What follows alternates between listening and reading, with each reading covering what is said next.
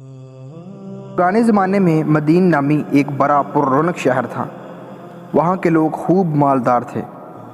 تجارت اور سوداگری ان کا پیشہ تھا، مگر وہ لوگ بتوں کی پوجا کرتے تھے۔ سودا بیچتے وقت کم تولا کرتے تھے اور اسی طرح کم ناپا کرتے تھے۔ اللہ تعالیٰ نے حضرت شعیب علیہ السلام کو ان کے پاس نبی بنا کر بھیجا۔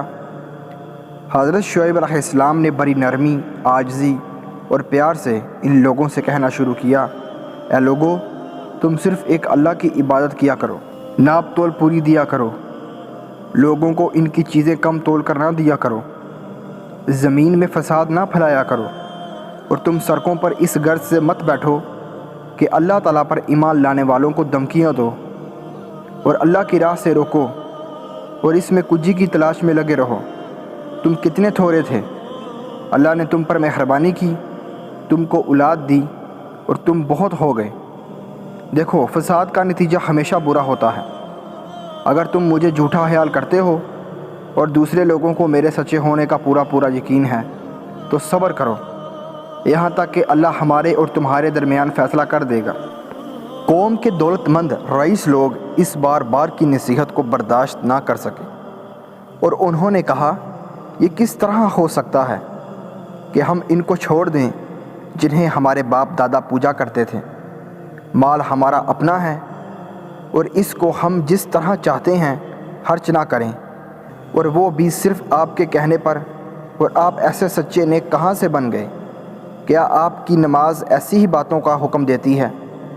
آپ جھوٹے ہیں، آپ پر کسی نے جادو کر دیا ہے۔ اگر سچے ہو تو آسمان سے ہم پر پتھر برساؤ۔ اور ان کی قوم کے لوگوں نے کہا کہ اے شعیب، اس بات کا یقین کر لو کہ ہم تمہیں بھی اس بستی سے نکال دیں گے اور ان لوگوں کو بھی جو تم پر ایمان لائے ہیں، ورنہ ہمارے دین میں واپس آ جاؤ۔ تم بہت کمزور آدمی ہو، اگر تمہاری برادری کے لوگ نہ ہوتے تو ہم تمہیں کب کے پتھر سے مار کر ختم کر چکے ہوتے، اور ویسے تمہارا ہم پر کوئی دباؤ بھی نہیں۔ حضرت شعیب علیہ السلام کی قوم کے لوگ اپنی دولت اور روپے پیسے کے غرور میں بار اپنے سچے نبی حضرت شعیب علیہ السلام سے اسی قسم کی باتیں کرتے رہے۔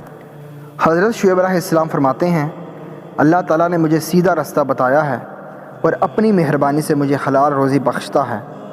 اب یہ کس طرح ہو سکتا ہے کہ جس کام سے میں تم کو روکتا ہوں اسے خود کرنے لگ جاؤں؟ میں تو صرف تم لوگوں کو درست کرنا چاہتا ہوں اور صرف اللہ پر بھروسہ رکھتا ہوں۔